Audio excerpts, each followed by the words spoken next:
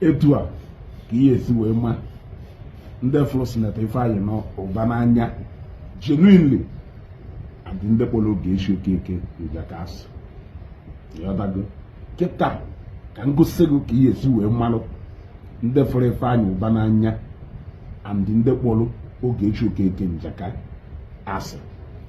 By their comments, you shall know them. Now, this was a post, a video I posted where our able and loving senator Odogwunewu ji eje mba dike eji eje mba dike eji eje mba Ikemba ndị Igbo na nke Igbo Ikemba the second Ikemba ndị Igbo the second na nke ikpeazụ a Ebubechukwu ụzọ global. This is number one. How you know people for your nanya genuinely and in the Ogechi ase sholo ka igba saga ịghọtago ma ndị chọrọ ka Ogechi na-ezugo kwa saga ka ha wee nwa aṅụrị wee kwuo na ebe a ha na-epredict since n'oruo na ngwa gee ntị onye nke asịrị m fụrụ ebe m posturu a video of Ifeanyi Ubah na-agbala egwu asụ onye fụrụ ya n'anya ịfụ ha nwoke akpata oyi awụọrụ ishetagodo na onye a nụrụ si one. Number 2, isheta na ndị Igbo na ndị Nnewi rụzuru ife owuteghị. It will bring back the memories of this vibrant man mgbe ọ nọ ndụ. You cannot help anything but to type rest in peace or to type what you feel or how you feel about his demise. But look at somebody who claimed to love Ifeanyi Ubah. Look at somebody who claimed to love Ebubechukwu ụzọ through a video like this. Na melt mind in the mmadụ. You want to go? If I commentary, still waiting. They call a spade a spade. This is what you will see when someone is compromised, zero integrity. They am a man. Keep on running around. This is number 1 person follow Senator Ifeanyi Ubah. We see a simple RIP to the man you claim to love so much is better than these jack guns you are typing here. You want to go? Now, onye nke apụtakwa say, thank God no nwere onye say you don't correct your friend on social media. If he choose to do it behind us, it's okay. You don't bring everything on social media, which is what they want. Now, another person, Patakwase, Ezu Deredimpa. Did you hear them? Did you hear them call your Jesus? They are praising God Almighty. Chukwu Okike Abiyama. Ezu Dere, you are a clear definition of a slave pro max. This is somebody who saw a video where our own loving senator, Olaf Lofuma, is dancing. You want to go? Instead of a metu enobi. Okuwe godu maka egwu a na-agba. Hapu godu maka onye na-agba egwu. You want to go? Two-faced people everywhere.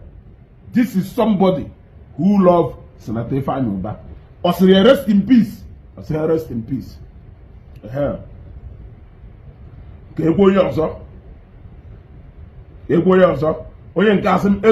hope you see the video Ogechi made. What do you have to say? Okay, at least RIP Ifeanyi Ubah. He might be typing from a genuine heart. You want to go?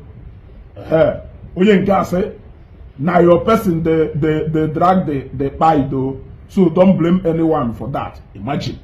What does it have to do with it? The post I've made? What is expected to you here is to say rest in peace, RIP. Nothing. Say nonsense. Because of your hate and dread towards J-Pack, you secretly join hands insulting your hero. Your hero. Or hero nke you. But not hero nke mko. Yet offer yananya.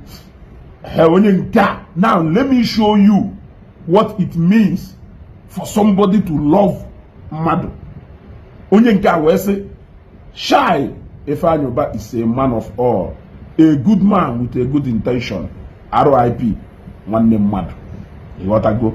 RIP nwanne mmadụ. If we This is what you see from somebody who genuinely loves Ifeanyi Ubah. You will see it by her commenting, how you will see it. When you can say, this track you are following, later now you go use your head to carry this. Guys, stop defending anyone. Day or day. If you day or day, I should stop defending anyone. Tell me what it had to do with video post. I want you to see.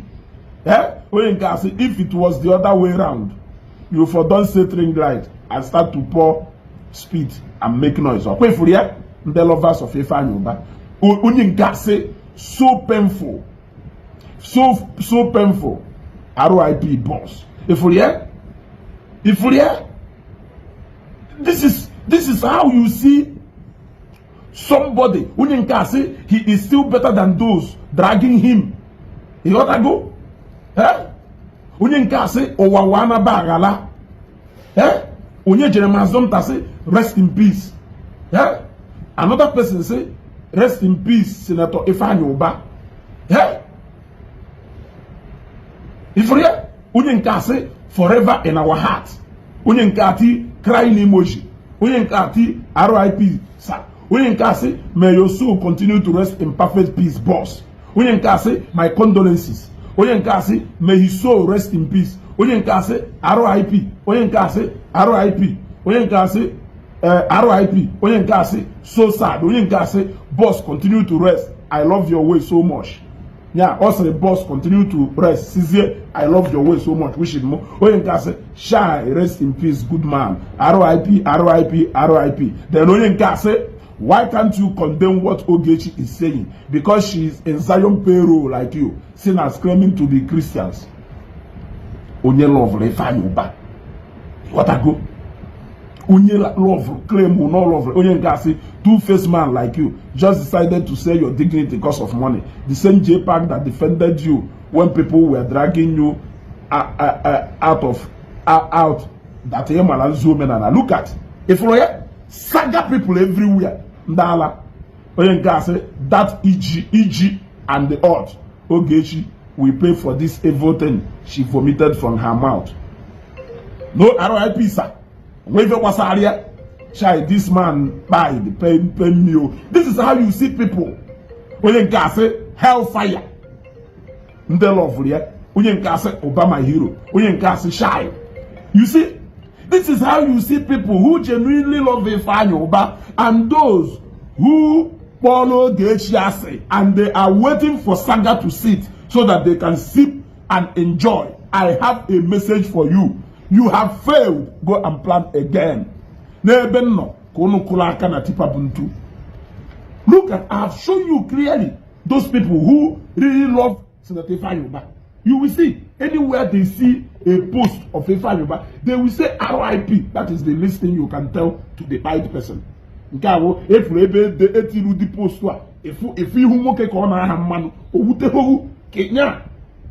they can let back they natural yan ibe ya no Chileke okpobugo oko Chileke okpobugo oko agwala mo no ebe nnoko no ya akwa aka na tipa buntu. Go and plan another one. O nwere onye nke biala ebe asem na na enye 6 months na 6 months from now na Ogechi ya agba Saga. That is your prayer. Pray you no onye ọ na ya na Ogechi anoko na agba ya Saga. Onye ọ na ya na Ogechi anoko na agba ya Saga. Hapu na Ogechi onwe ife o metalo onya nwa ya se ohongo ya azari ya advocate of Ndenewi Pro Max, the original owners of Nnewi, original family of Senator Ifeanyi Ubah. Ona fuwe na nyi fuwe kefu na nyi una epo no suweba sambala manifebe tiri picture common RIP yedelie iweba hiji kono Chineke ya akpunu ni n'ọkụ. Chineke ya akpunu ni n'ọkụ. Ka nhapụ ya ebe onye shonya were ile egwu eze ya ọnụ.